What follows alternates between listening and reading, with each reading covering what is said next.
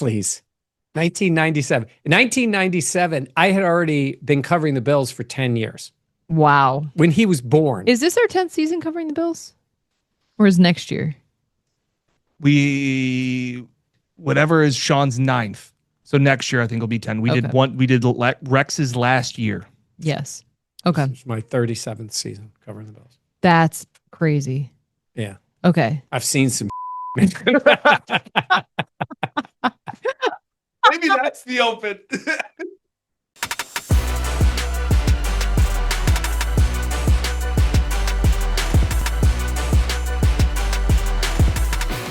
This is the Buffalo Plus Podcast, brought to you by Connors and Ferris. All right, welcome back to the Buffalo Plus Podcast, presented by Connors and Ferris. Mike Catalana, Dan Fates. I am Jenna Cottrell. Please be sure to like, comment, subscribe, and share this episode. We're going to talk about 10 players, 10 storylines, 10 guys as we head into the Bills summer break. Training camp will be in late July in Rochester. We're sitting on the correct sides. Yeah. You had to address. I had to. Freaked everybody out last podcast. Last video. And it was just accidental. Just like I was standing there and then you stood there. And Yeah, then just we when were like stands that we have to be like, easy there.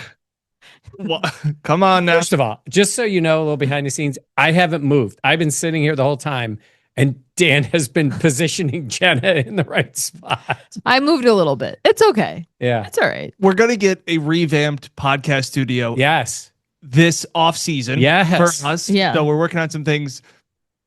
Our main streaming site is down right now. Yes. We've had to work around this, but we wanted to make sure that we got a video out. So Yeah. Yes. important stuff. And we can kind of recap a little bit about minicamp, all that stuff. We're going to do credit to me. Mhm. We're going to have a full podcast for you. So I want to start on the offensive side of the ball, just Yes. because that's, a little more sizzle there than the steak. So let's start with a guy that we talked a lot about, and that is Keon Coleman entering his second season. He had the injury in his rookie season, and that's someone who a lot of fans, you saw a little bit of the success, but you're waiting to see it all kind of come together. And we all were able to talk to Keon a little bit about what this offseason did look like for him and how it kind of sets him up for this year. Yeah. I mean, he had 29 catches last year, right? He was just getting himself going. It was not great. He had moments, but it wasn't great. And then after the season ended, he was on some podcasts and everything, and try not to make too much of it, but I didn't hear accountability in a sense of saying it wasn't great. It's tough in this league. I got to be better, and all those things that you want to hear out of a player. I heard that out of the player at camp this week. Minicamp, yeah. Yeah, he was up front. He's like, when sometimes I said, well, what do you look for? He goes, I look and I see this shit's not good. And that this is a problem. I need to be better at this. I need to be better at that. I think that as a player, you come into the league with confidence. I got to show everybody how good I am. But then you realize pretty quickly these other guys are good too. And what you thought was going to be okay ends up maybe not being. And then recognizing that, working on it, coming back the next year, I think is important. Well, we always like honesty. And sometimes when a player's confident, every player comes in confident. But sometimes when you don't see the results necessarily, you're like, why is this guy so confident? Like, again, 29 catches. He even said, he looked at a lot of the tape last year and it wasn't good enough. And Mike, to your question where he's like, how do you, when you look at the tape, because he's like, him and his brother, he said, watched all of the plays, they go back. And I love the honesty of him saying, you can't look at a play and go, well, I did this right or that right. He goes, it's a plus or a minus. Like either I got open for Josh or I didn't. And I love that accountability. And that was part of the self-awareness. We knew we've always known the personality of Keon, and it's great. But you wanted to see that translate to more success on the field at a consistent basis. And last year, everything, I don't know whether he was trying to be like Joe Cool and like, oh, this isn't that big of a deal. Like, I got this. My basketball traits are different than what I'm doing now, and all these things you started to see, especially at minicamp. And I'll say this, he's looked good at minicamp. Yeah. And the reports are, and people are excited about what Keon can be and the fact that he was in the weight room and all of those things. I never had any concerns about Keon last year during rookie minicamp, during OTAs, or during the mandatory minicamps. He looks the part. a lot of guys look good right now. It's that next step when the pads come on and you get physical. And you've heard like Sean McDermott talk about that. Like it's ramping up here. Then there's training camp. Then there's padded practices at training camp. Then there's the preseason. So like I thought Keon we talked about him all the time at training camp last year when the pads were on. Hey, this guy looks the part. I am holding back a little bit of my expectations until we really start to see him going up against pads again. The word you said or phrase, self-awareness. Yeah. That is something that I think I was kind of waiting to see from Keon after this rookie season that he had. The fact that it wasn't quite good enough. You talk about the injuries and all that stuff, but I wanted to see that accountability factor. And Bean said on Thursday how he talked about Keon and just like they were critical of some of his performances and how he accepted that. Yeah. How he was willing to hear that. And that to me is a huge positive because if a guy can be coached hard, that is important. When you get to this level, it is important to know, okay, this wasn't good enough and I need to do X, Y, Z better. And to have the ability to say, I am a good player, but there are things I need to work at. And understand the fact that there are guys that know a lot about football and know that what you're doing isn't quite up to par. But Mike, I will say, and I loved that you asked this question just about his age, because Brandon Beane has talked about, hey, Keon is young. He's football young, didn't get a ton of playing time at Michigan State and all this stuff. But I loved that you asked Keon about the fact that he is now just turning 22. So we joked about it, he's young. So I was like, hey, Brandon calls you young. What do you think about that in relation to what you've done? And here's what he had to say. I mean, I feel like anybody else. The truth of the matter is, technically, I am young, coming into my second year. But, it's kind of, we all on the same playing field at this point. No excuses get made for me for being young. It's either plus or minus. It's either good or it's bad. Given your self-awareness. That's self-awareness, too. I mean, we've talked about it and saying, like, when Josh Allen's back to throw in the third quarter of the game against the Dolphins, he doesn't care that you're 22 years old. Yeah. You're his X-wide receiver, wherever you're doing in that play. Yeah. If he's throwing you the ball, he expects you to catch it and make a play, right? This is the way it goes. So I'm glad he said that. Basically, like, nobody cares. We're all in the same place. You're an NFL player. So he is football young a little bit. Yes. And I think, I think Joe Brady has said to people like, he's because he didn't play as much at Michigan State and then Florida State's offense was what it is. Yep.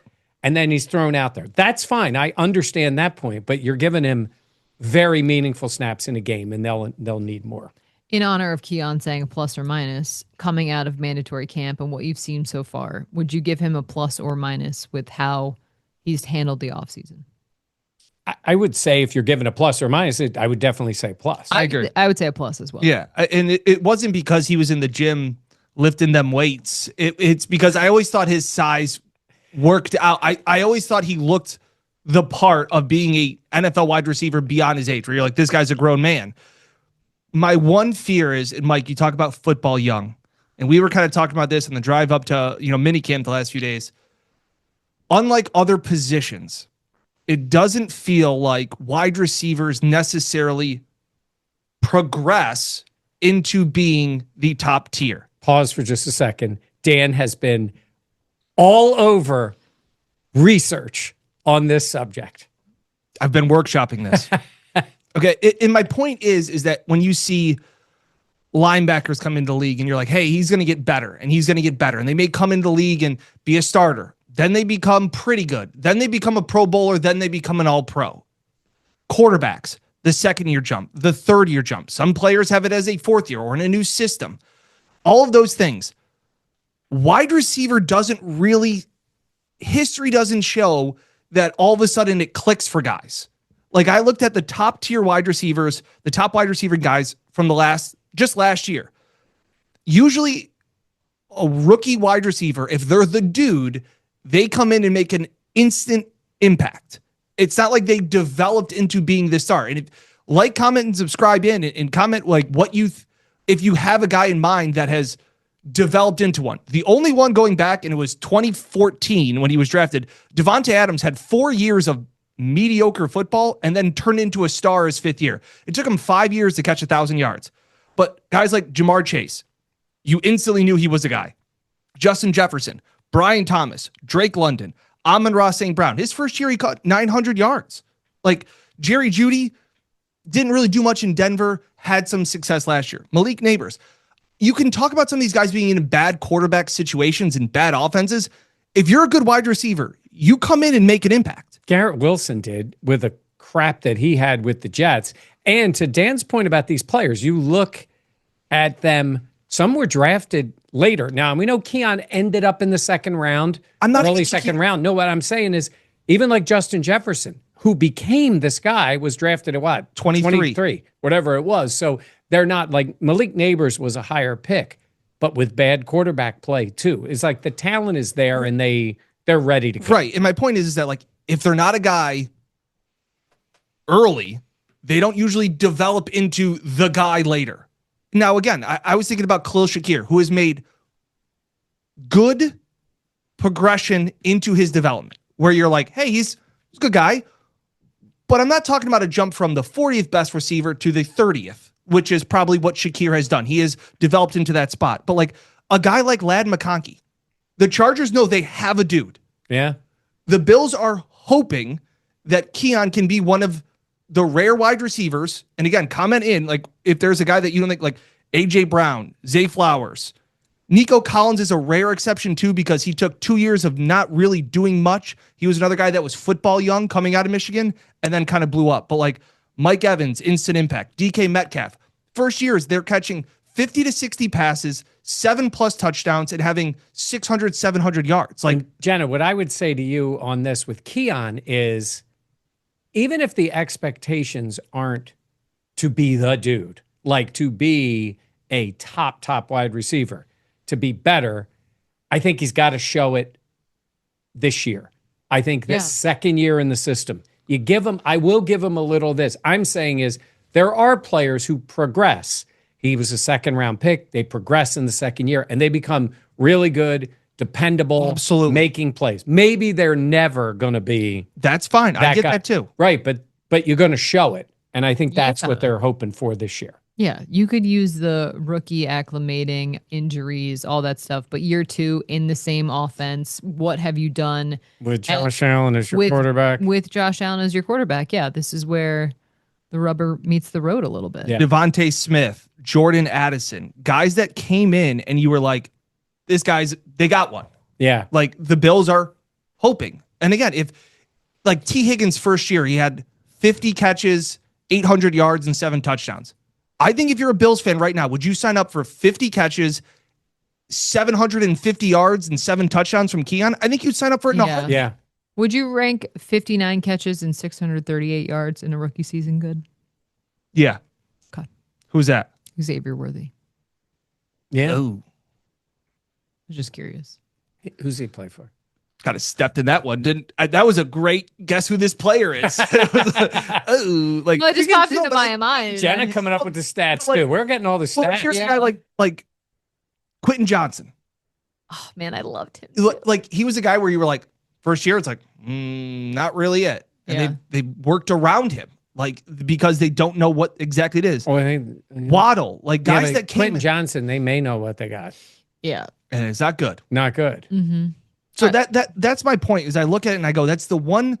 Christian Benford has made steady increases to being a top 10 corner and has developed a lot of positions. They develop. It feels like to me, maybe I'm wrong. I've workshopped this a lot over the last 2 days. And I sit there and I go, wide receivers feel like they're either got it or they don't.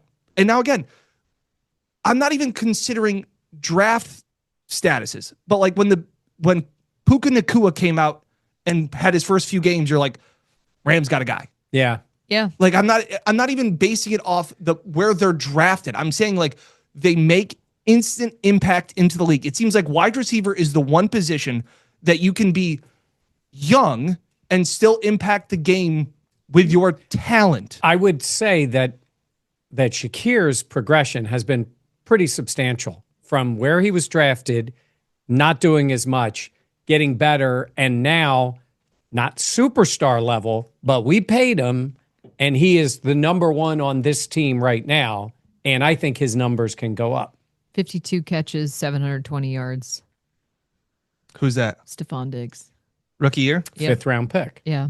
Yeah, you're right. Like, That's pretty good for a 5th. yeah. No, it kind of proves your point. And again, there are so many wide receivers. I also get it. Like, there's so many wide receivers that get taken in the first round, and you're like, nope.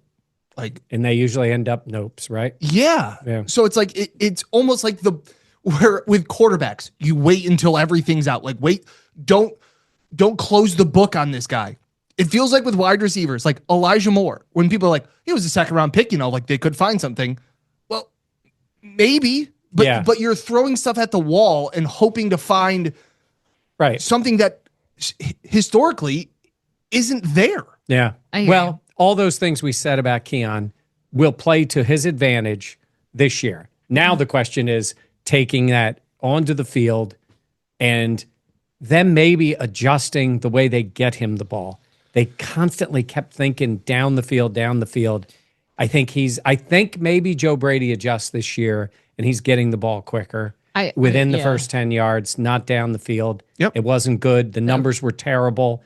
He's better with the ball in his hands than waiting for the ball to get to him. Yep. If that makes sense. Yeah. And by the way, I'm the one who said, let's do 10 players. And we went kind of long on Keon, but we like talking about Keon. That was why I was like, this could be, if we go this long, I don't got takes on everybody like this. Well, you probably do. Yeah. Well, you mentioned Elijah Moore. Yeah. I think that's a good person to bring up. Obviously, the Bills signed him this past offseason. And I will say he has had flashes at mandatory camp where you see some of that speed, you see some of the agility, footwork, and that's like, that's Elijah Moore. Okay, like let's see what he can do. But when you throw on the pads and all that stuff, that obviously changes the equation. But he is someone who has made an impression in a positive way over this offseason. You said it. You notice him on the field for many reasons. He's quick. He's been catching everything thrown his way. He is small. He's teeny. He is small. Like you see them line up and you're like, I'm always amazed that guys that size can play in the NFL. It's insane. It is nuts, right? I mean, they're out there. I mean, it's a physical marvel to play in this game just because of what your body goes through. Elijah Moore is a smaller player, but he does move. And if he wanted to show everybody, I know I'm probably 5th in the breakdown of wide receivers. Yeah. His job this year is obviously to be on the team, which I think he's got a very good chance. Also to say snaps for me, real snaps for me, that I get an opportunity. And I like the way he's looked. Yeah. If he could play more outside, and again, I know we'll talk about Kincaid in a minute, but like we talked with Matt Harmon from the Reception Perception, like if Keon's maybe out of position, if he could be a Puka and be a big slot, somebody like that. And would that, if they do that, they haven't. We've never seen it in practice. They've never really moved Keon inside all that much because they came out right away when he was drafted and said, he's an outside guy. Yep. He's going to be an outside guy. But maybe if Elijah Moore can provide something on the outside, be opposite of Josh Palmer on the other outside, could there be 10 personnel where you can then put Shakir and Coleman in the slots? I think that could be dynamic. I think that would free up Keon and give him a little bit more room for separation. That would also depend on if what Elijah Moore shows, brings, and earns those opportunities. I think the everybody eats is great. And when you have that mindset going in and earning your snaps and knowing every position, it does give guys like Mac Hollins did last year of opening up. I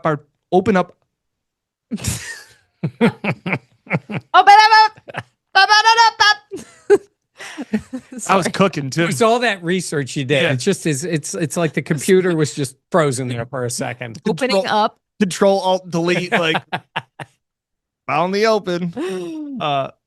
Something about opening up opportunities for more guys. If Elijah Moore can be an outside guy, it opens up different things. Guy. We know Josh Palmer, too. You bring him in. And your point about Mac is that I don't think Mac was guaranteed any snaps at wide receiver. Nope. Like, they're going to have him out there. He can block, like, whatever. And here he is running down the field. No, not crazy numbers, but impactful plays that he made. So let's see. And honestly, I still think there's a world. It's a small percentage of the time. I still think Shakir can line up on the outside, too, depending on what else you do. So I think it gets to the point where I do think if Joe Brady, along with the whole staff, says, you know what, we're going to give Keon more of these opportunities, they can create a package there depending on the game, depending on the matchup. So, and I mentioned like Josh Palmer, is Yeah, another one of those yeah. guys. Look, he does look the part. He's very smooth, He running does. on the field. And we can He say does. that all we want. He has been a good player in this league. Mhm. Chargers, I heard some people say, the Chargers moved off of him, which is true, but they've had a change in direction in what they're doing. They brought in a new coaching staff. Quentin Johnson's been a nothing there. So sometimes a guy falls through the cracks a little bit. Yeah. And he has shown ability, but they're like, okay, we're moving on. They brought in McConkey. It's a different team now. But he does have that. He does have a smoothness to the way he runs Definitely. at the moment. Yeah. In a, And 7-on-7. You can see him and Josh building a rapport too. There are a couple Yep. times where I'm like, oh, there's number 5. Yeah. There's number 5. Everybody, I mean, if you're a guy, you should look good in I- shorts and a t-shirt. Yeah, you are correct. But some of the things, sometimes guys don't. Where they don't catch the ball, Yeah. even in those spots. Yeah. I mean, we saw a couple drops and And Yeah. then that. like to me, not from Josh Palmer, but I'm not just in asking general. people to be perfect, but like this is like the layup line of an NBA game. I you should make all your buckets. I agree. Yeah. But we can only judge them on what we see right now. 100%. But even like Sean has said, like tempered expectations at Yes. this point of the season Yeah. where it's like, Yes. hey, Spencer Hawes has caught some passes. And it's like, Two things can be true. yeah, I'd be more concerned, like I've always said, I'd be more concerned if Elijah Moore and Josh Palmer didn't look good. So here's a Mean. guy. Mean. Here's a guy Just mean. that a lot of you like, and you saw one flash of him last year, and he was a big darling at camp, is Tyrell Shavers. Mm-hmm. And he's running around down the sidelines. And Josh says, I'm going to you. Throws it up. Great ball. And the best corner on the team breaks it up. Yep. Benford. But if you're Tyrell Shavers, you got to make that play. Yeah. Because you want to say, I'm here. Yep. Like, I can make a play. And it didn't happen. For a guy like him to get this next 6 weeks where Sean McDermott's on his mind is going, damn it, Shavers went up and got that. Took it away from Christian Benford. Would have been cool to see. For guys like him, you got to make impressions at any moment. Absolutely. They're not, other players, they're not as worried about. Joe Andreessen making plays. Yeah. Yeah. Like Very again, true. those fringe guys, even the Michael Hoyts of the team, Yeah. where it's like he said, like this is not mandatory or this isn't voluntary. Everything was mandatory for him. because like I need to make my impact now. Like it is. I know that Babbage jokes around that everybody's job is up for grabs, but there are some guys that are up for grabs at the 52nd, 51st, 50th spot in the roster that Right. need all of these reps more than say Keon, Kincaid, Shakir. Yes. And a good example, like Shakir fell going, ball tipped off his hands. Trey White picked it off and went for a touchdown. They ain't worried about Shakir. Yes. Yeah. Right? In that case, that's the kind of thing when I say in these moments, like when that guy wants to flash, the guy who's not in the top 5 of receivers. Agreed. Whether it's Virgil or Chenault Chenault. or any of those players, when they're on the Prather. field, make a play. Mm-hmm. Let's name more wide receivers. Yes, there's a lot of them. Yeah. There is a lot. A lot of them. Let's name another pass catcher. Dalton Kincaid. Apparently we were not at OTAs for the final day. We're here recording this podcast. Apparently had a really good day. Going off of the reports that we saw. That's good. Yeah. Yeah. Yeah, I don't think I'm worried about that with him. Like No. looking in these settings too. That's He's how I one feel. of those guys, yeah, that he should look good. Thank you. Yeah. At Fisher last year, we're sitting there watching him. He's like, routes, catch, boom, everything. But I do feel like this. He has an opportunity this year to, I won't say prove a lot of people wrong. It's more prove a lot of people right. Because so many people A la are Josh in Allen. his corner that are like, I think he's going to be this guy. And if Josh threw the ball better to him and they made plays, and if the guys around him, like it's a lot of factors that they've put around him Yep. that have held him back. Injuries. They've talked about all those things. He has a chance to step in this year and go, I am the guy that Brandon Beane talked about. Look at me. Yeah. I'm And the captain. I know fans want this. They really want him to be good. He's a first round draft pick, right? But it's year 3 now. Yep. And the expectations, Bobby Babbage can say all he wants that other guys need to have their expectations higher than the coaches. Believe me, the expectations are high from Brandon Beane and Josh Allen and Joe Brady and everybody on a guy they took in the first round to make plays. And so he's got to be better. Can the other factors be better for him? Can Josh, the MVP of the league, be better for him? Yes, I guess he can. But he's got to be good. Bean talked about in his press conference how he's seen Dalton Kincaid's confidence grow in his knee, especially over these last 5 to 6 weeks. He says he believes he's also worked his tail off and added bulk. Yeah. And then Bean also said he wishes he walked back some of his earlier comments in the offseason. I think I was, quote, a little overcritical. Could have probably done a better job about Kincaid and the struggles he had in the injury last season. So there's that. I understand the idea of being publicly supportive of a player. Yeah. I don't mind that. As long as privately, it's like, we need this. Oh, you hate it.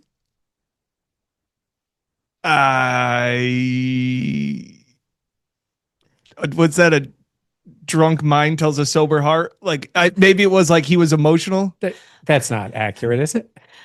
No, I think I know what you're trying to say. What is it? Drunk mind tells a sober heart. Is that true? Drunk Mind, Sober Heart is a song. Drunk Mind speaks sober thoughts. Okay. Like, obviously it's emotional. He was this close. But it's the thought of, like, obviously when that press conference after the Chiefs game. Think Brandon Beane was drunk? No, I'm saying it's like, obviously, like, Bean even talks about it. So hot in here. Sorry. Bean even talked about it. Like, it's so hard to evaluate when we're at that end of the season press conference after the Chiefs game. And he's even saying, like, I can't even make any decisions right now. Like, it's still so fresh, like, still processing it. That was when he said those comments. And Sean kind of doubled down at the combine, and Bean was the one about both Keon and Kincaid that he started to walk back those comments. So maybe it was a little bit of, again, you're right there.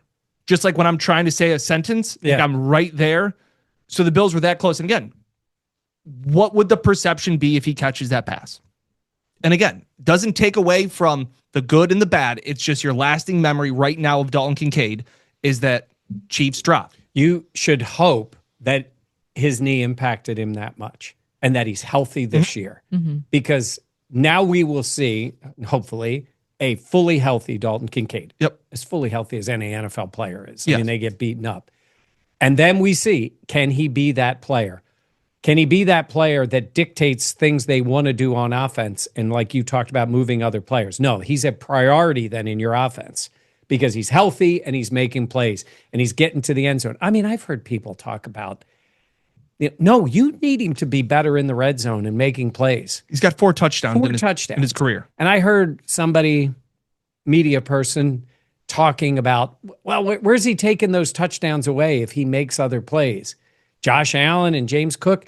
James Cook had an absurd amount of touchdowns last year, and Josh gets beaten to hell. It would be nice if Josh can just chuck the ball to his tight end from 10 yards out on second and goal at the 10 to get the score. Like, those are plays when initially he was compared to the guy in Kansas City, at least as the hope he can be this mismatch guy. That guy finds more 5-yard touchdowns than anybody. Yeah, and my point, going back to kind of Bean's comments, like at the end of a season, you are critical. You're looking back at what went wrong. Right. Mm-hmm. You have now shifted into sunshine, rainbow, best shape of their life season. So obviously, I mean, we haven't heard one slightly negative comment about anybody that they've asked. Correct. I mean, name a player. They're doing all the right things. They're constantly in the weight room. They're studying the playbook. They look great. So, like, I guess I do take a little bit of these comments with a grain of salt, knowing, like, yes, we like, you can say those comments at the end of a season because you're going to make changes. Yeah. Now, and because you're drunk. And now where you are is like, this is the team they're bringing to camp. Yeah. I don't see them crapping over any of their players right now. Yeah. This is about building them up. Yeah. Crapping on. Stop it. That is I said crapping over, didn't I? Yeah, you did. But this, all of it was bad. crapping over. But people come to the Buffalo Plus YouTube, the #1 sports podcast in New York State. Yeah. How about that? No, New York we State got Broadcasters Association. an award, not #1 sportscast. Does that mean we're #1? We're #1. Okay. I'm going to We change my did- Twitter bio. Win an award for best Best podcast. podcast according to the New York State Broadcasters Association. Like Dan said, we're the greatest All in the the world. State. Taking some liberties with that. Okay, next. Yes. This to me is, I don't know if Dan thinks this is as interesting as we do, Mike, but Connor McGovern Yep. and kind of the center situation, Cedric Van Pran Granger, like Nailed it. just with what they did with Mitch Morris, obviously Connor McGovern, damn it, I got too cocky. I know. Connor McGovern shifted into that spot. Yeah. And kind of what do you see out of that position? So a wise person says, don't listen to what they say, pay attention to what they do, right? Men. They have not done his contract yet. He's going into the final year. He's your starting center. All impressions, they've been pleased with his play. Now, that doesn't mean before camp or sometime now, all of a sudden you get the Connor McGovern redone deal. He's there a long time. He's been out of these mini camps with minor injury. So Cedric, Van, Pran, Granger has been playing in that spot. The thing about these offensive linemen, a guy like that, we never see him play. He was in the New England game when they were trying to lose. And so you get some snaps, but you don't see him. This is not like D linemen where you rotate a bunch of guys and they all get snaps and they can flash. Cedric can't flash in a game. He doesn't play in the games. The starters play 96% of the time. Mm-hmm. But they drafted him out of Georgia, a couple years in the league.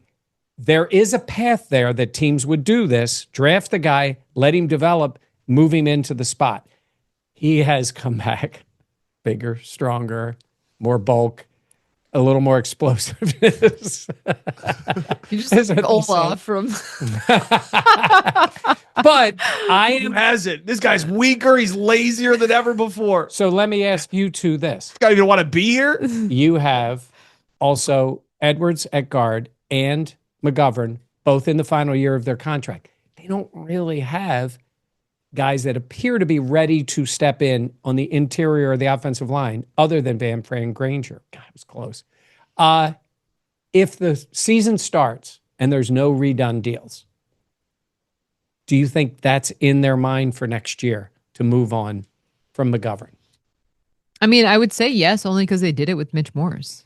It's a different situation. Mitch was older, concussions.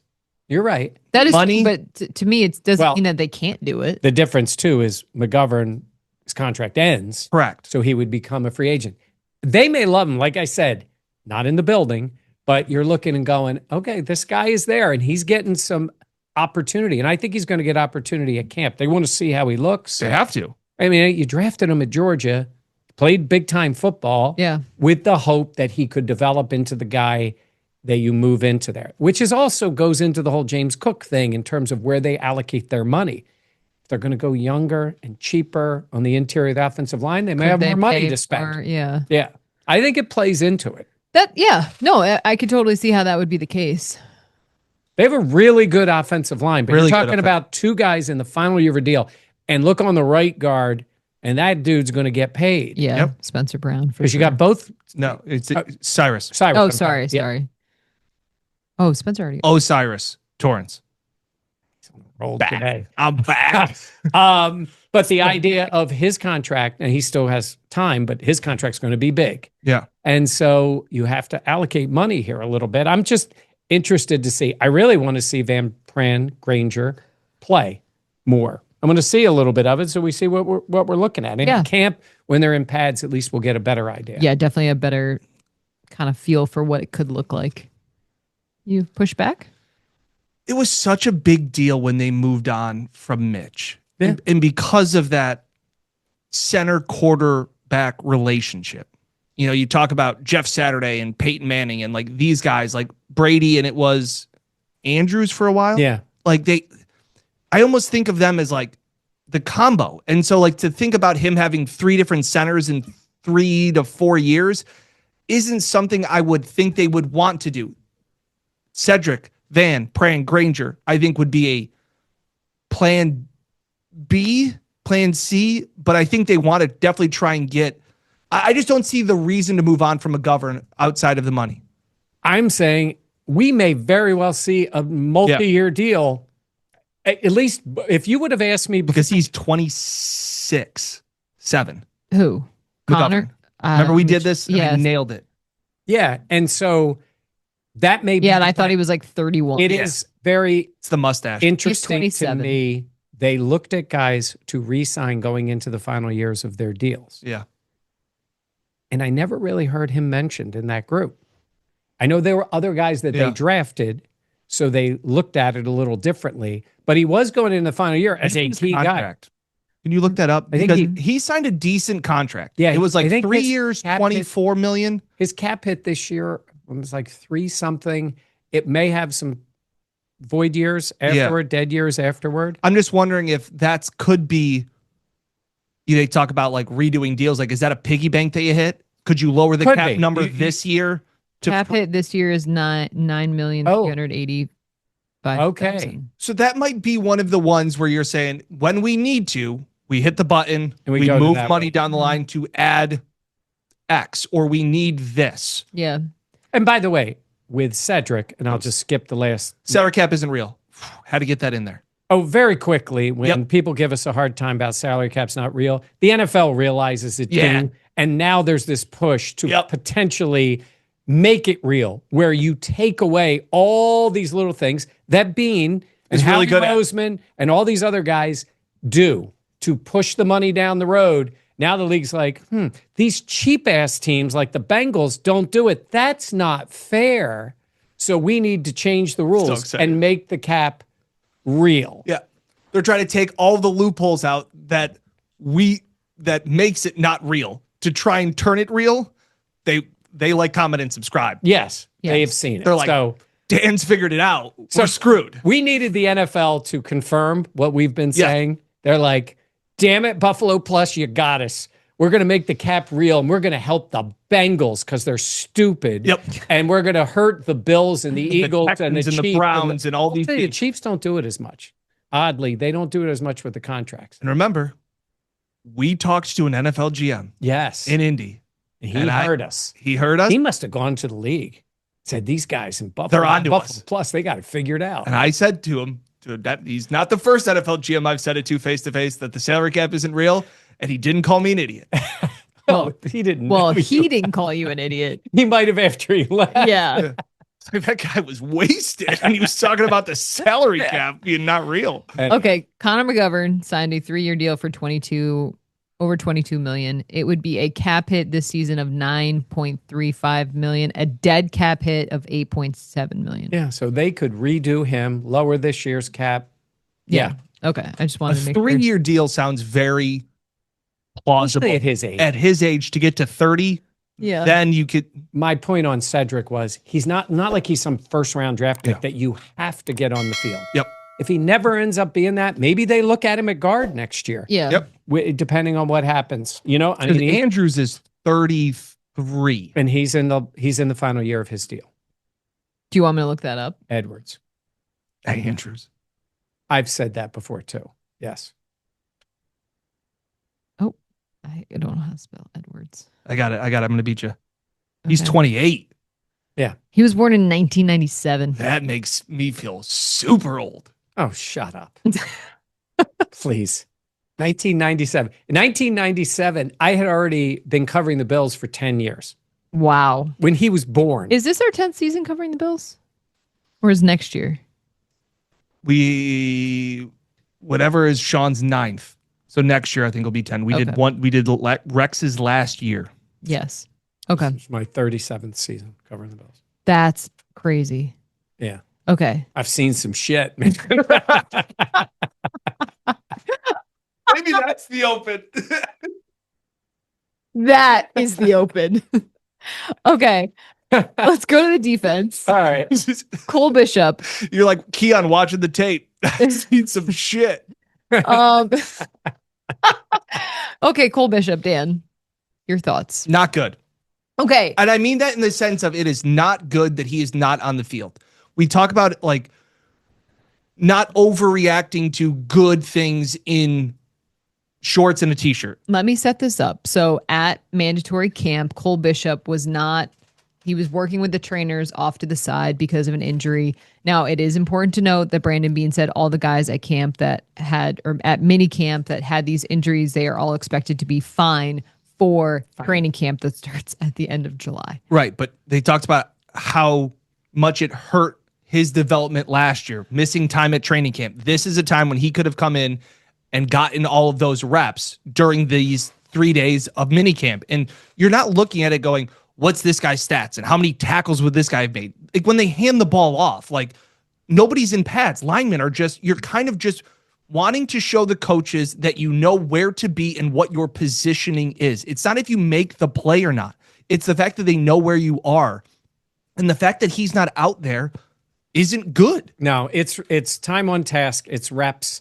They need to see it, especially, you know, the way Sean McDermott feels about the safety position. He loves that position. He has to trust the player, right? DeMar missing snaps, DeMar knows his defense. Yep. You may not love everything DeMar does. DeMar knows the defense. He will be out there. Derek Forrest, the guy they got from the Washington Commanders, has had a lot of snaps in this league. He'll figure it out. Like he was out there a lot because we get to see him a lot because, you know, the other safeties were out. I think it's so important for Cole to be on the field. Think about Mike Edwards last year. Missed a lot of time at training camp. Never got on the roster. Yes. Like never saw action. So like that's where it sucks for Cole. It's because unfortunate, this was like we sit there and it's like you could find arrows up for a bunch of guys after this mini camp and go, Keon looked good. Ray Davis had some burst. This guy was that. And then you're sitting there and you're like, you wanted to be able to put arrows up next to Cole Bishop's name and to make you feel a little bit better. And you weren't able to because you just don't know where he is. And again, I don't even know if they even said what the injury was, but it's just, again, it's these little nagging things that have keeping him off the field sucks. We're going to go, and this is my interpretation. I don't know what this is right or not, but speculation wise, we're going to keep it hockey and say lower body injury. Yeah. It's kind of what I assessed watching him with the trainers. But again, that is speculation. Yeah. Because I asked my one friend, Carl Jones, works in Buffalo, like played college football. And I'm like, We'd love to have you on the pod, Carl. I know. yeah. And I'm sitting there and I go, from playing at Syracuse, Division I football, like when you guys are not in pads, like so much of football is the physicality. Sean talks about the noise and the contact, like The friction. Yeah, so it's so hard to like make plays when you can't really make the play. And Carl's like, all coaches want to see in the tape that you review is, are you in the right position? Makes Are you sense. getting out leveraged? Are you standing in the right spot? Like all of that stuff. And Cole's not getting that. Yeah. And that sucks. Yeah. No, it's true. Max Hairston, another guy I want to talk about, had a slight hamstring strain, according to Brandon Beane. He should be ready to go for train. Why are you Did laughing? he say like hamstring area? He kind of said it like that. I was like, He had a sleeve on his entire leg. yeah. So he should be ready to go by Yes, training that's a camp. plus. Yeah. And I mean, you don't want to see your first pick doing that or No, having they- that happen, but it is. The way I was watching the coaches, Coach Adai and the rest of them on him, they want that dude to start. Like, I know he's the number one pick. It's easy to say that, but they are coaching him tough. Yep. Like they want to see all this. And being talked about. He's got all this speed and all. To Jenna's point, being out there, he's like, he's got to know where he is to use that speed and that ability. But he does have that speed and that ability. You see it on the field. He is more talented, Yes. but can he be in the right spot to use it? Yeah. And that's where it's good. This break, he got a couple of days in. It was towards the end of the second day. Yeah. And then the third day is fine. And then he's got this time to get himself healthy to be ready to go when camp starts, because that'll be huge for them. And just off of that, real quick, Trey White. Yeah. So Trey White is the opposite in my mind of like kind of like Max is right now, where it's like you see Max having to think but then his body and ability and speed can adjust to it and make up for it. Yeah. Trey is a guy that I watched several reps of him, and I'm going, he just gets it. The way that he's passing off wide receivers that are crossing, the way that he's seemingly at times, it feels like he knows the route the wide receiver is running. He probably does. And then the pass gets completed, and you're like, oh, Trey, you're right there. Like, and again, I'm not making the play or breaking the ball up like Benford did on the Shavers play isn't the big deal right now in June. But you better make that play in October. Like, that's where I wonder where Trey is, because I really do think that mentally and intellectually, he is still an all-pro player. I just don't know if his body can react to the speed of some of these wide receivers. And Jenna, I was going to say, every intangible favors Trey White, especially in Orchard Park. Yeah. Because he knows the defense. They know him. All those things are positive. If Trey was on another roster, I know he was on 2 teams last year. Just say out of the blue he was with the Pittsburgh Steelers. I don't know. It doesn't really matter. It looks so weird. It would be, is this guy making the roster? Yep. Because he's been a really good player, and now he played on 2 teams, he's one of the 4 corners, and now he's out there. In Buffalo, it just feels better to see him out This there. feels Yeah, right. But it does. had the pick 6. He did. That was the one. And it was awesome. Just seeing him celebrate. It was so good. You sprayed water bombs all over the place. old You school can tell Trey. he's savoring it all. He is. I hope when camp comes, like I asked Sean about the competitiveness with Trey. I kind of wanted to hear Sean say, don't kid yourself. This guy is still out there to play like that. He didn't say it. Maybe he didn't need to say it. Yeah. Because I want to see Trey go, I'm going to help Max every way I can, but my ass is going to be on the field because I can still play in this league. Yeah. I hope that's the case. I hope when we get to camp, he's cutting loose and it's like, oh, You hope Max he's better far be enough good. removed from the injury Yeah. from the last, the 2 previous seasons that like there's still life left in those And legs. even if it's just a mix of snaps with Hairston or a few games to get his feet wet, and then eventually Hairston takes over and Trey is right there with him, be awesome. If he can't do it and Max is starting because of that, that wouldn't be great. Trey White will take first team rep at defense at Fisher. Oh, yeah. Yeah. Yeah. Like they will make Yeah. Max Earn it. Earn it. No doubt. Mhm. 1,000%. and Sean will play a younger guy. God, he pushed back on that. Love it. Yeah. All right. Credit to me. Who wants to go first? I'll just get mine out of the way. If you're like, wow, Jenna's wearing a lot of makeup.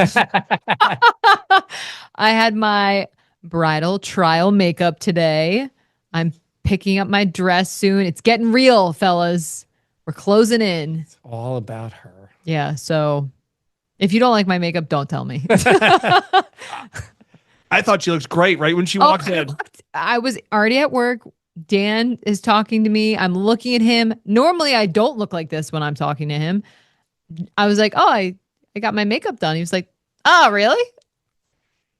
Adult daughters. Yes. Michael could tell. He was like, wow, you look nice today. Thank you, Michael. I think you look great every day. So I think My God. same thing I tell Take the one shot. that's the same thing I tell my wife. Okay. Oh, I'm sure she loves that. Loves hearing that. I'll go off of that because mine is makeup related. Oh. Literally, credit to me. It's really tough to be a grown man and walk into Ulta and have to get new makeup. Breaking news: we wear makeup on TV. We don't really wear it, at least here, but Mike and I and Jenna, obviously, we wear makeup. It's really tough to walk in and talk to like a 18-year-old girl and be like, hi, I need some new foundation. And it happens probably once every year and a half. And I'm just so uncomfortable. Can I tell the Elmira story? Yeah. So when Dan and I worked together at our first jobs too, at Elmira, in Elmira, shout out WENY. And Dan, a part of becoming a sports broadcaster is looking the part as well. So having the clothes and also wearing makeup. And obviously as a woman, I, have had a lot more time with my makeup and all that stuff. And Dan just bought makeup from CVS or whatever. One of his first days on air, like slaps it all over his face. And I was like, oh my God. like, Dan, you look like you have jaundice. It's like he was I so went- At that time, I went into Ulta Beauty or Yeah. whatever it was, and I was like, I need a TV makeup. And they were like, what do you mean? I was like, I'm going to be on TV. I need makeup. And they were just like, oh, okay. Dan looked like a corpse. He was so pale. The color was so wrong. It's so Dan. Oh my God. And I was like, you should probably get some like bronzer and concealer. And Like, what are those things? Yeah. Who are they? Yeah. I was- The color of your skin though was yellow. Yeah. It was like, it was Okay. not. How are your kidneys? Yeah, seriously. So, It's yeah. bad. So it happens all the time. I'm always there. And then my wife, Renee, shout out Renee, does all of the talking. He needs this foundation. He wears this kind and that kind. And I go, I don't know. It comes in a little thing. I open it up, I put it on, and we go on air. So it's, Even after all these years, it's the only thing when I walk in and I will say I work on television. And I just say, because they don't know. Just buy it online. What do you? No. If I've had to ask for something, they didn't have it, I would be like, I had this. And usually I take a picture of the thing. I go, this is the one I had. They don't make that one anymore. This is exactly the same thing. Nice and simple. yeah, I got pretzel. This girl's trying on, matching them. Dan and I have the same foundation now, though. Oh, that's so cute. Isn't that cute? My wife's jealous of my foundation. She's like, this is really good It's stuff. nice stuff. So yeah. get an extra one for her. Yeah, but Okay. it's just Give it as it's a a gift. tough spot to be in, and I just feel like I walk out bruised and battered, going like that. That was rough. That was rough. While my 4-year-old And daughter, expensive. yeah, my 4-year-old daughter loves it. She's picking out makeup, and then my 1.5-year-old is just opening up all the testers and rubbing them all over her face. So that's Crazy. That's so Ryan. Yeah. All right. First, I will shout out two people. Yes. Christian at the gym today. Awesome. Season ticket holder. Loves Buffalo Plus. Great talking with you. We'll talk more. I'll get these guys to show up at the gym sometime. He wanted to know where my podcast partners, why they aren't I'll at go the to the gym gym. with me. There we go. And two, Heather at Aldi's. No free ads, as Dan says. Aldi's is awesome. Heather shouted out Sponsored us. Buffalo Plus. Yeah. So that was great. Here, I mentioned being at the gym. I failed when I had to do the Pilates class. I know that I did. So I've been trying to work a little harder. Double dipped on classes today. Did my regular spinning and did this class in the pit. It is a full body weight workout today. I'm working on it, getting stronger. And you know who noticed? You know who noticed this? Brandon Bean noticed. Take a listen. Yeah, he's definitely added strength and bulk, and we, Will and his staff do a great job of kind of measuring these guys with different things, whether it's force they're using in the weight room or just getting on the bod pod itself and seeing what their body composition looks like, body fat, muscle mass, all that good stuff.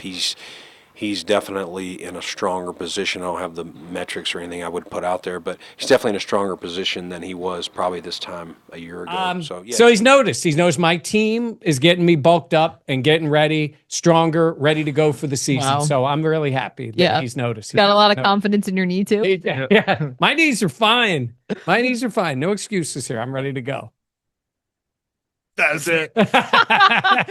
Okay. All right. Well, thank you so much for joining us. Please be sure to like, comment, subscribe, and share. Thank you again to Christian as well as Heather. And Jenna's going to have her makeup done for every podcast Nope. from now on. nope. I didn't do mine.